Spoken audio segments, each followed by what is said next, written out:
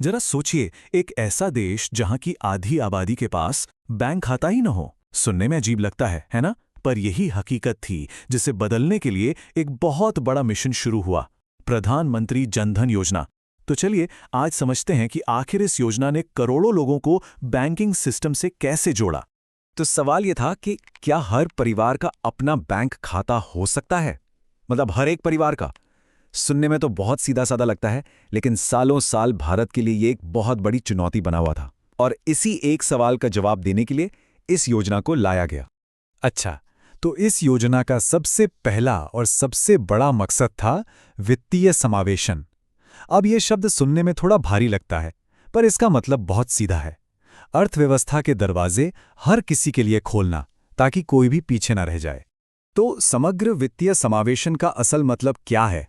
देखिए, इसका मतलब है उस बहुत बड़ी खाई को भरना जो लोगों को, आप कह सकते हैं, साहूकारों और अनौपचारिक कर्ज के जाल से निकालकर एक सुरक्षित बैंकिंग सिस्टम से जोड़ती है।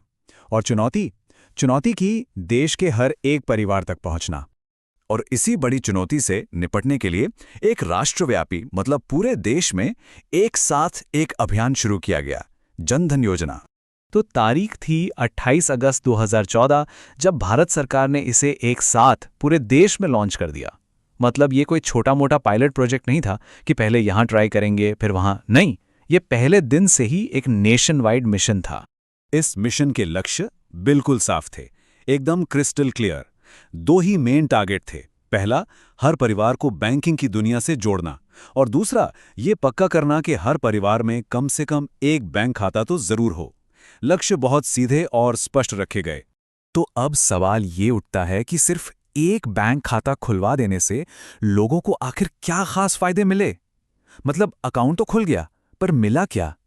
तो देखिए, इस योजना के तहत खाताधारकों को सिर्फ एक अकाउंट नहीं, बल्कि पूरा एक पैकेज मिला।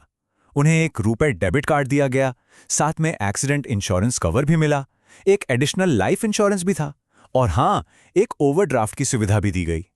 चलिए, अब इन फायदों को जरा जल्दी से देख लेते हैं।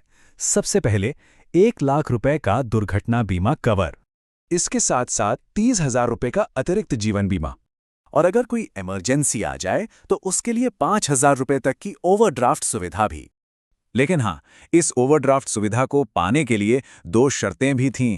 पहली शर्त, खाता आधार से लिंक होना चाहिए, और दूसरी, उस खाते का कम से कम 6 महीने तक ठीक ठाक इस्तेमाल किया गया हो, मतलब उसमें कुछ लेन देन हुआ हो।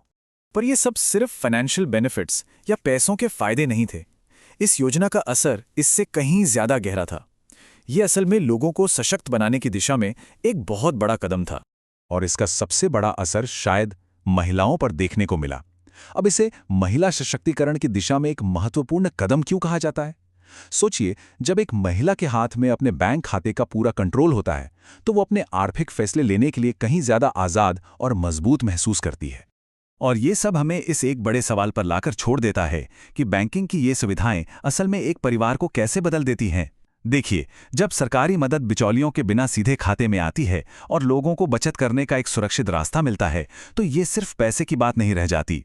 ये उस परिवार की आने वाली पीढ़ियों के लिए नए मौके, नए अवसर पैदा करने की एक शुरुआत होती है।